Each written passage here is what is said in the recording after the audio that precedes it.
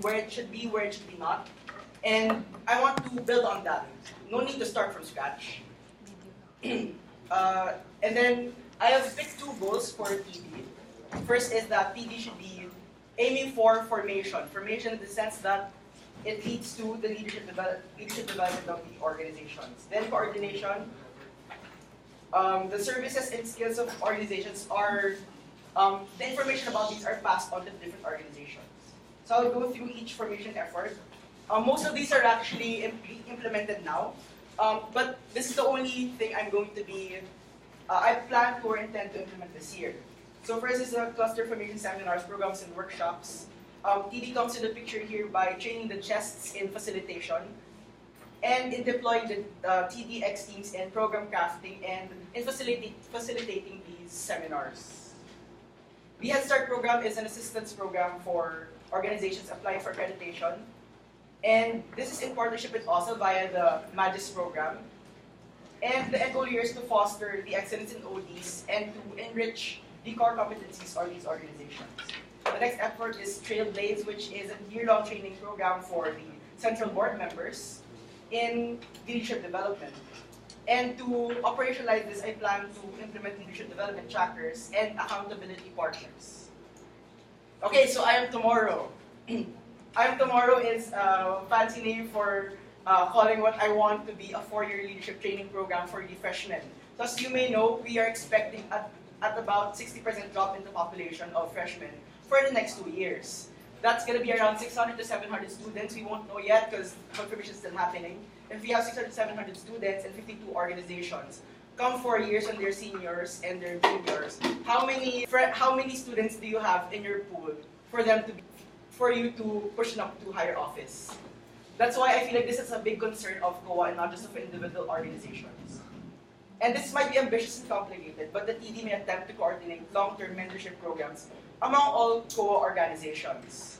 And if not feasible, co-lead is successful this year, so I don't really plan to change much about it. Of course, there's always room for improvement, but then as of now, I really plan to continue the format, which is talks in the morning and formative activities in the afternoon.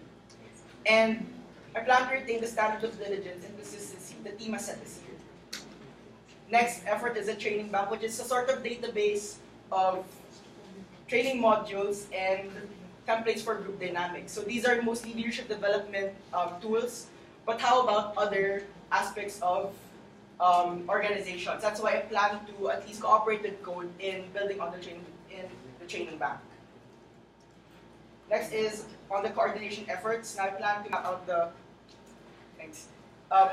skills and services of the organizations, and from there we can identify the needs and potentials for growth of the organizations. Then that's when coordination comes in. When we bridge the people who can provide the service or the best practice to the organizations in need or with a gap to be filled. And this practice and leadership circles here means that we want to share, among organizations, we want to share certain systems that have worked for them, certain structures that have worked for them. This actually was personally helpful for me in STC, thanks Karel. And next is leadership circles. These are more personal, these are more on the soft skills end of leadership, wherein how can you manage conflicts in executive boards? How can you communicate to members, etc. Soft skill things. And if you elect me, here are my values and leadership philosophies. I always look towards the vision. Anything I do, projects, facilitation, everything will be for the vision, so we're not lost in what we do. Next is professional yet personal. For experience, there's really a balance of a professional atmosphere and a personal connection with someone, such that we can maximize the productivity of a team or a department. Consultation before decision. I really value being able to maximize my perspective via consulting other people. I also want to minimize blind spots before I decide or before we decide. Then facilitation, not prescription. We have to admit that sometimes someone from outside, this is the context of training development, okay? Someone from outside an organization might not be able to prescribe, but that person can ask the right questions. That person can facilitate. And follow-up action, I will consult with stakeholders, plan with the co-central board, plan with the co-training development department, and plan with project heads. Thank you, Mike. Thank you.